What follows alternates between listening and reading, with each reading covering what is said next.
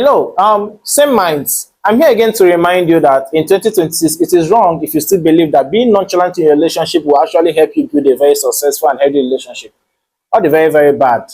So if you're someone out there who still feels that your nonchalancy is going to contribute positively in your relationship, then you are wrong. Because yes, being calm is a very nice thing, but being nonchalant actually means you being emotionally unavailable towards your partner and in your relationship.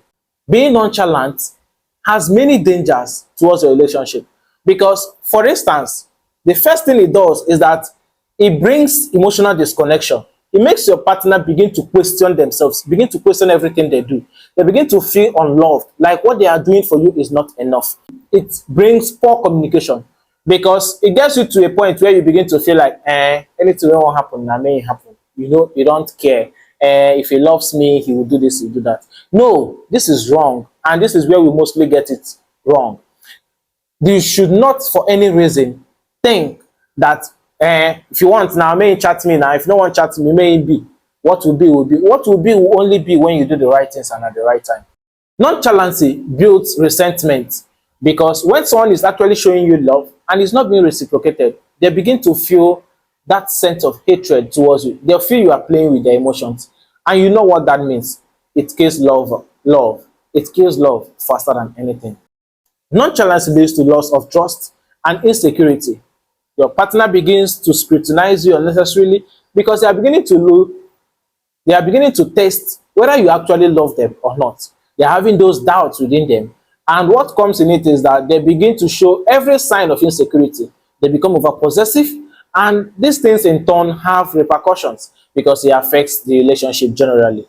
Because when their actions are not right, you yourself will begin to feel that this is not the right relationship that you want when you actually sow the seed through your act of nonchalancy. Nonchalancy as well leads to resolved conflicts. When your partner offends you, speak up, talk to them. They are not witches and wizards. How are they supposed to know that they offended you if you don't speak up? But when you become nonchalant, you'll be like, they know what they are doing. They are supposed to know that they offended you. No, that's not the right way to handle things. It leads you to keeping malice. And then you store grudges in your heart, hoping that one day they are supposed to know instead of talking it out as mature people. Do better. When you become nonchalant in your relationship, it leads to reduced intimacy because that desire and that attraction to be with your partner gradually dies off. And the moment it does, they begin to also question whether there is somebody else out there. You know the feeling, right? When you become nonchalant to your relationship, another thing it does to your partner is that it leads to a one-sided effort. It becomes the one who chats first, who calls first. If he doesn't chat, won't chat. If you don't chat, they won't chat. If you don't call, they won't call. You see what happens when a relationship gets to this point? It's as close as dead. You can do better. Trust me. We need to come to a point where we actually understand that there is a difference between being emotionally mature and being nonchalant. You have to actually understand it. You get as e be o, say the person wey you dey do LML with, you cannot at any point share how you feel with them. Just look at you.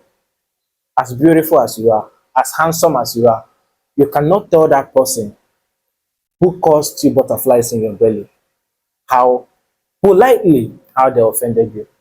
You want them to assume. You are giving them the right to have doubts in their minds. You are becoming insecure because you feel at this point anything we want up may insult. But that's not the right way to build a healthy relationship. So if you're out there and you are hearing me right now and you have been nonchalant towards a relationship at any point because you felt hurt by whatever your partner did in the past, you need to let go. And the first way to heal from this kind of things is to have those heart-to-heart discussions. What you may be assuming that your partner did to you that makes you feel offended may not even be what it is to them. People come from different backgrounds and they understand things differently and they love differently. How you love is not how somebody else loves. And we have different mindsets and different ways we understand things. So why don't you try first to discuss those things with them instead of giving up and being nonchalant? Anything we won't be, well, maybe. Anything we go sub, may sub. You know that's not right, though. Just look at it. Give it a try today. And I believe you can save that relationship that is about to die. Nonchalancy is not the way. Talking things out, proper communication, good communication matters. And when I mean good communication, is not that place where you come, you begin dey form say na you get sense pass.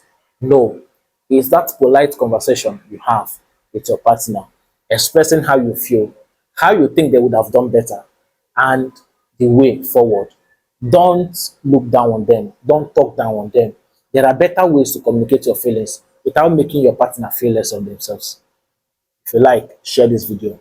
If you like, comment. If you like, remain nonchalant. The person wey go replace you dey outside. Ciao.